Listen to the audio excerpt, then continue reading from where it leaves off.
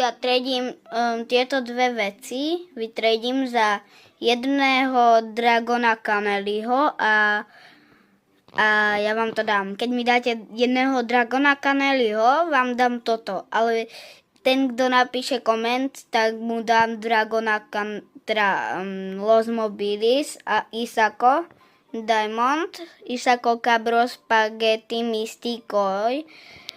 Takže, ale musíte mi dať vy prvý Dragona Canelyho. Kto tu dá prvý komentár, tak dostáva tieto dve veci. Volám sa Tuto, tu máte Nikus CBR a mám 12 rebirtov, tak proste, ale vy mi musíte dať prvý Dragona Canelyho, ten, kto napíše prvý koment a ja mu dám potom Los Mobilis, alebo to pôjdeme vytradiť do toho, jak sa to volá, Trading Centrum. Takže čau.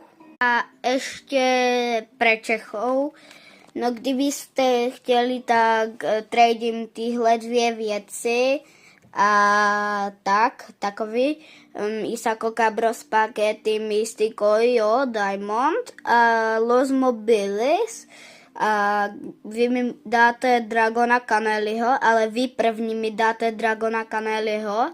Já vám to dám, protože se bojím, že mě skemnete, anebo to půjdem vytradit do Trading Centrum, jo? OK?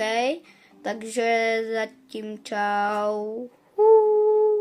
Tuto to vytradíme buď a tak. Dobre, tak čau. Vytradíme tu, takže zatím tady to vytradíme pak možná a tak zatím čau. A napíšte koment, či sa tešíte na admin abuse, pretože ja áno. Dúfam, že mi tam padne Dragon Cannelloni a keď mi tam padne Dragon Cannelloni, tak natočím video a nemusíte mi dávať Dragona Canelyho. Ok, čau. Čau lidi, když se těšíte na admin abuse, tak to napište do komentu, protože já jo a když mi tam padne Dragon Cannelloni, tak mi nemusíte dávat Dragona Canelyho, tak zatím čus, pa.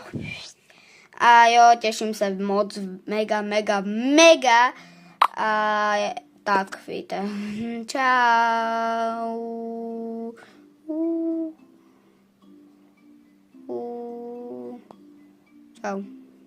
Čau.